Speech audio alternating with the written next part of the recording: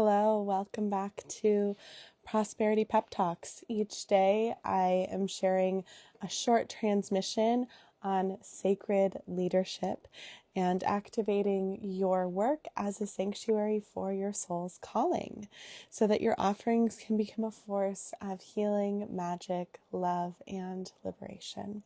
My name is Melanie Monaco. I am an initiated priestess from a lineage of spiritual leaders and female entrepreneurs.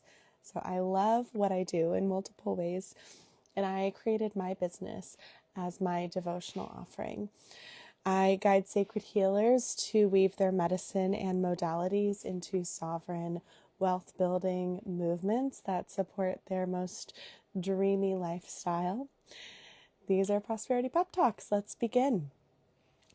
Ironically enough, I intended to go live for my daily Prosperity Pep Talk about 45 minutes ago. I was about to go live, and then the baby, who you see I am always wearing and holding when I do these talks, started stirring a bit, just napping very lightly. I'm actually, fingers crossed, she stays asleep for this whole pep talk. And it's ironic because I was about to go live to talk about sacred entrepreneurship and motherhood.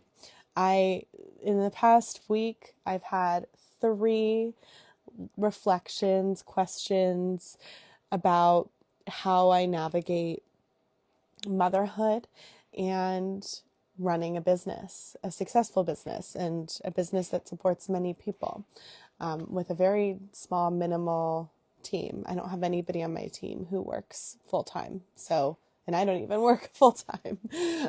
Yet we managed to support so many people. And I managed to bring in income to support my family. So it's a pretty amazing situation that we have here, but there's luck involved, but it's not by accident. I built my business intentionally. So a question that I was asked today was, you seem to embody moving through the day in grounded flow as an entrepreneur and mama. You show up with a napping baby. That doesn't keep you from doing anything. I would love to hear more on how you approach your business and mothering in a conscious way. What does a day look like for you, and how do you show up for it all? This isn't the first time I've been asked this question, and you will see that in almost every Prosperity Pep Talk, I do have my daughter. And if you've been in the community long enough, then you saw me do this exact same thing with my son 4 years ago. So this is the second postpartum. Hello, this is Kat. Salem's here too. This is the second postpartum experience that I have navigated since starting my business. So to go back quite a bit, when I was in my early 20s, I was nannying, and I remember really wanting to carve out a professional life for myself that would allow me to spend time with my kids, because I was nannying and I was getting like a lot of time with these sacred angels and I, as a parent, was like, I really hope that I don't have to hire a nanny. Like, if I want support, I can, but I hope that I don't have to miss my kids' bedtimes. Like, I hope that I can be present. And even as a child, I remember feeling like I just wished my mom was more present, and she had corporate jobs.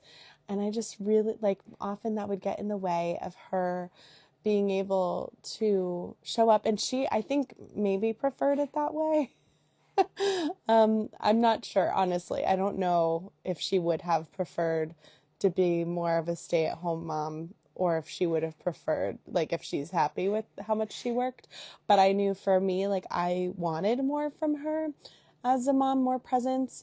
And I love my mom. I don't, hold anything against her at all. It's all, peaceful in my eyes now, especially because she passed away a few years ago. So my view of it is just very different in the healing that I've done. But I remember just wanting a different experience as a child with my mom.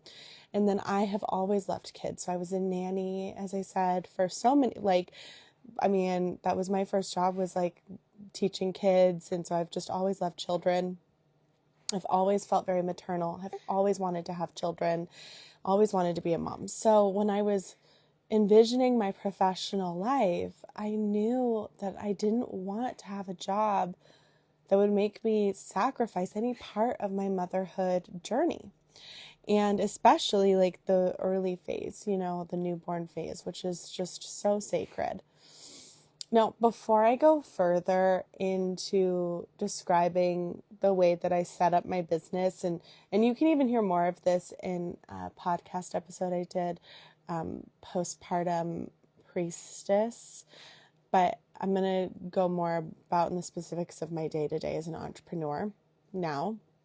But before I go further, I just want to name that I have pretty strong opinions about motherhood that I don't want you to assume for yourself or take on if they're not congruent with your own belief system. There is enough mom shaming out there in the world. I don't want to contribute to that unintentionally, just through, you feeling like you have to compare your experience to mine, or that like my way is the right way. Let's just release all of that before we go any further. I am going to share my strong opinions about my preferences and beliefs as a mom. But that doesn't mean you need to believe the same thing, and it doesn't mean that I am judging you for doing things differently. Okay, so as a mom, I really believe that the newborn phase, even up until 1 year or 2 years, is such a sacred part that I, with my son, I couldn't imagine leaving him in somebody else's care until he was about 1. And I was even then, I can't imagine taking him to a daycare. We had an in-home nanny come a couple of times a week. So for part-time care, so I could get work done that I wanted to do, right? It's tricky with entrepreneurship and motherhood for me in some ways, because I love both things. Obviously I love my kids more, but I love my job, and it helps me feel like myself, and me feeling like myself helps me be a better mom. So it is, I have to have discernment around balance here. So anyway, I feel the same way about my daughter as I did my son. I can't imagine having somebody else care for her. So what does that mean as somebody who has been the breadwinner for many years, who runs has made over $1 million in business, runs a successful business, is constantly creating new programs? How does that work? I will say that when I started my business, part of the reason why I got into coaching isn't just because I love the work. I've always been really enamored by personal development and the spiritual industry, and I've always been spiritually inclined. My education supports it, and all of those things. But also the virtual realm, the online space, the digital age gives us this whole new flexibility in terms of how we run business that people didn't have for a really, really long time. And in an ideal world, I think that we would be living in a matriarchal society where we would all be in legit, co-connection villages, raising our children together, making food for each other all through the day. I wish we were in more of a communal type of environment, and our society was structured differently so mothers didn't have to work. At least for the first 7 years, that's my ideal. That's not necessarily that's just not the structure of the society we're in. And while I think there are certainly ways to make that happen, I have felt like I really want to be pursuing my career in tandem with motherhood. So when I decided to pursue my professional career in coaching, it wasn't just because of the spirituality and personal development interests that I had, but also because of the digital realm, the virtual realm, and the flexibility that allows, especially when you consider the course industry, so that you can create an offering once and sell it in perpetuity. And the selling doesn't necessarily mean that you're completely passive, though you can create passive systems. There are coaches out there who just have ad funnels and are completely passive in their businesses. There may be some sort of monetary investment that you're doing, but ideally, with ad spend, it's a return on the investment. And that's been my experience as well. So you can set up a coaching business that is entirely passive income, where you do work up front and then it keeps going. I don't know if I would feel fully great about that, because obviously I wouldn't commit to going live every day if I didn't love it. That would be horrible if I didn't love it. But I do. I love being actively involved in my business. So the coaching industry offers us, in the digital realm, offers us these incredible ways of creating our own lifestyle and creating work that is inspired by what we love and that supports us in doing whatever we want to do with our time. Some of it is having the right education, right? So you need to learn how to create those types of structures in your business, being willing to do the work up front, not knowing if it'll pay off. I've had offers do incredibly well, and I've had offers fall flat. So some of it is just throwing spaghetti at the wall. And I will say, to combat some of this, I sell an offer as I create it so that I get paid while I'm creating it. And that will also determine, with pre-sale phases and whatnot, it'll determine how much work I end up putting into the effort in the long haul. So that's another way where you can have time boundaries, where you're not going to spend a whole year creating a course that you don't get paid for. That doesn't make sense to me. If we talk more about offer development in these types of ways in the Hearth. So that's my temple for sacred business. So if you're curious about that, you can comment Hearth or go to hearthtemple.com. But just briefly, I wanted to go over all of these different ways and ideas that and opportunities that we have as, if you're watching this, if you're a mom, that we have as mothers and entrepreneurs to structure businesses in a way that supports our ideal motherhood experience. So the question that I got was, I would love to hear more about how you approach your business and mothering in a conscious way. What does a day look like for you? So a day for me, postpartum now with my daughter, pretty similar to my day with my son 4 years ago when I was postpartum with him. I spend most of the day baby wearing. So I'm a believer that mom and baby are one living ecosystem for at least a year, which is why I have not even gone out to dinner without her. I at most have spent an hour away from her at a time.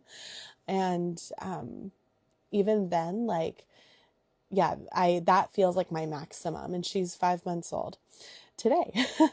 So I have a pretty protective viewpoint on the postpartum period and the needs of mom and baby to stay co-regulated and deeply connected and bonded, especially since I'm breastfeeding on demand.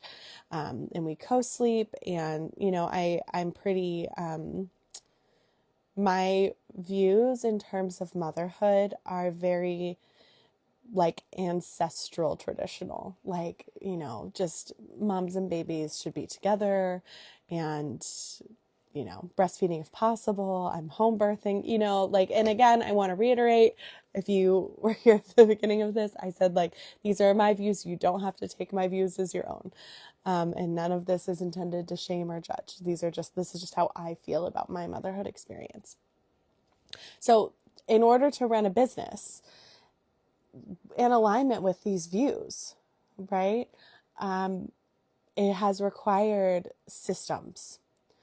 And the systems have been that literally while I was giving birth, I had people paying me through ongoing payment plans for courses and offerings that I had created in advance that continue to run on autopilot, even literally while I'm in labor or in the postpartum period. So the systems and automations available to us in the virtual realm, in the digital age, are an incredible gift.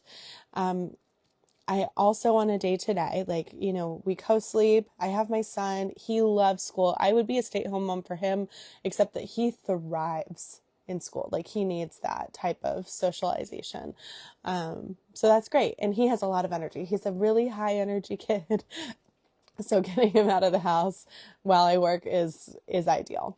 If he had a demeanor that where he didn't need that type of socialization, he was a bit more he plays independently, but if he could play independently more and was a bit more mellow tempered, I might be able to make it work. But no, he the temperament that he naturally carries is that he does really well in school. So we get him out the door to school. His dad takes him to school, and Delia and I settle in for the day. And usually she takes her first nap an hour and a half after waking up. And so then I will start my work day, and I'll respond to emails. I will check on the back end of things. Every day is different. I don't do well with schedules in general, which is part of why I love running my own business. I just love flexibility. I love fluidity. I love being able to listen to what my body wants any different day of the week. So today, what did I do? For her first nap, I went on my treadmill, so I got some movement in, and I set up some back-end systems and admin work that I had to do. And then she woke up, and I had some food while she just was playing a little bit, and then we had some playtime. And then I brought my laptop into our living room, and she was rolling around on the ground, practicing her rolling back and forth. And I was giving her different toys and interacting with her while also doing some website updates that I had to do. So multitasking. Moms are incredible at multitasking. I think we have this natural, I believe I read this at some point, our brains actually rewire during motherhood to be good at multitasking. So that's been great. And so I just try to time it with her nap. So again, she took with this second nap, or third at this second nap, I went back on the treadmill, which is great for both of us. I get movement in. The walking lulls her to sleep, and I have a walking desk, or I have my treadmill, my walking pad under a standing desk, so I can literally breastfeed her in the carrier, be working with one hand on my laptop and walking at the same time. So I'm getting my movement in, I'm breastfeeding her to sleep, and I'm working. Multitasking queen. Systems, right? These are more systems. The system is that my movement is built in to my workflow, and I have things that are working for me. My carrier works for me, and that I can breastfeed in it. My work setup works for me because I can walk and work at the same time. So systems I think are the name of the game here. My son is going to get home in about an hour and a half or two. So in the next couple of hours, I'm going to upload this Prosperity Pep Talk across all of the different platforms. I need to record for the hearth. So I did that yesterday too. So every day I'm recording more content for the hearth. On any given day, yesterday I had a one-on-one call. I do group calls still, so I might have coaching calls. And with my group calls, I have a co-facilitator on with me in case I need to breastfeed through the call and she gets fussy, which actually she doesn't get fussy during calls very often, but I do have that support if needed. And during one-on-one calls, I ensure that I have a bottle of milk ready and my husband is able to be on with the baby, but I don't do one-on-one calls longer than 75 minutes because that's kind of the maximum I want to be away from her. So I hope this answers the question, well, of what a day looks like. How do you show up for all? I think, I try to be in flow as much as possible, and I try to be as efficient as possible, right? There's the saying of don't work harder, work smarter. And so knowing my priorities of like priority number one is being present for baby and my family. Priority number two is ensuring I have really good systems set up to support my business. And priority number three is making sure that I am nourishing, myself, I guess, like maybe that should be priority number two, nourishing myself through my business every day in the way that I'm doing here. Like I love doing these prosperity pep talks, doing things that I love in my business to keep me inspired. So not just like, and I also love some of the admin work, most of the admin work too. I think the only things I really don't love are like doing my bookkeeping for tax season, which I only do so often anyway. Most of the time, like even the admin work, I love it because it feels purposeful. And that's a lot of what I think we're able to create in the hearth too. The hearth is the temple for sacred business. It is meant to help you feel that level of connection and joy and fulfillment in every part of your business so that your business feels like a sanctuary for your soul's calling, feels like a vehicle that allows you to express your most authentic wisdom and allows you to have a lifestyle that is in alignment with your priorities. I hope this answered all the questions. Yeah, I think when it comes to being a mom, this is one thing I wanted to say. When it comes to being a mom, especially I'm a mom, as I said, with like these traditional feels like not the right word because then it feels conservative. I'm not conservative, but like traditional values in terms of, home birthing, like breastfeeding, co-sleeping, these kinds of things. As a mom with these values of like deep ancestral ways of being, I think there's a lot of rhetoric in the online space that of moms who have similar values to me as in motherhood, right? This very ancestral way of being, who are like, feminism has stolen from us and has brainwashed us into thinking that we should put a career over our babies. And I really want to try to bring us into awareness that like feminism has given us choice, right? And the ability to do both. I would not be running a successful business in this way, or not as easily, without feminism, like without all of the feminists who paved the way for me to be able to open an LLC in my name, open a credit card, open a business account, like all of these things that feminism has given us. What has brainwashed us into putting career over family is not feminism, it's capitalism. Capitalism tells everybody to put work over everything. So if there's any brainwashing, it's not feminism, it's capitalism. And when it comes to being an entrepreneur, doing it in a way, like we exist in a capitalist society, but I think we can run our businesses in a way that are conscious of the harmful aspects of capitalism, that don't leave behind, that allow us to like really embrace our rights and make use of the freedoms that we have, and hopefully pave way for more people to have more freedom.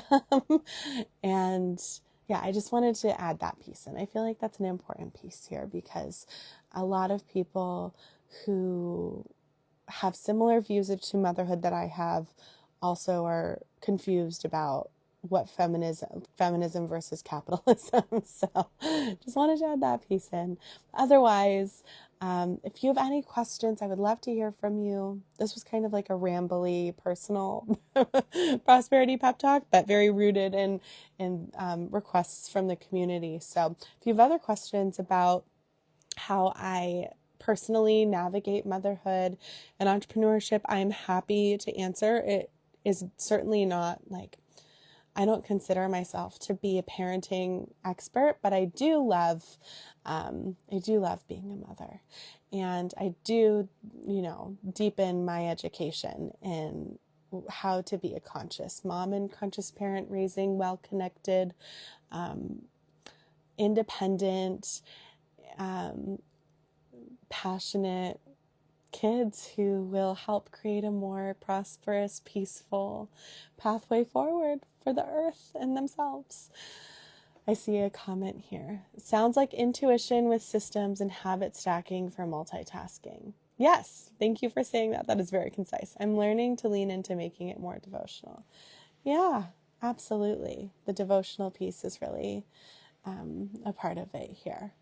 Yeah, intuition with systems and habit stacking for multitasking. Absolutely. I certainly, I don't let other people's ideas of how they think I should be doing it ever influence what I do as a mother, or as an entrepreneur. It's very much like what feels true to me and my values and my belief systems and the life that I want to have. We only get to do it. Like we only get to do motherhood however many times you have kids, right? So we're stopping it too. So I only am doing this twice, and that's lucky. Like I feel very lucky, very fortunate. It's like you only get this season with each kid once. It's so sacred, and if I'm gonna do it, if I'm gonna do the motherhood experience, which requires, it is so demanding and so sacred. And I'm like, if I'm going to do it, I want to do it in a way that feels as reverent towards the baby and towards myself as possible. So thankfully, I feel that I've been able to accomplish that. And I thank 24-year-old Melanie for looking ahead 10 years and being like, okay, here's the life that I know I'm going to want, and how am I going to set that up for myself? But it's never too late, never too late to create those systems and support yourself in any lifestyle you want to have, whether if it's as a mother or any other way that you want to lead your life. So, all right, this has been a nice long Prosperity Pep Talk. Blessings to you all. I'm going to go record for the Hearth. If you want to join me in the Hearth, I always put the link in the show notes. It's also in my bio, hearthtemple.com. It's my business mentorship that's structured like a temple. It is where we create businesses that are devotional, that are structured to support you in your greatest desires for how you want to live your life. All right, blessings to you, beloveds. I'll see you soon.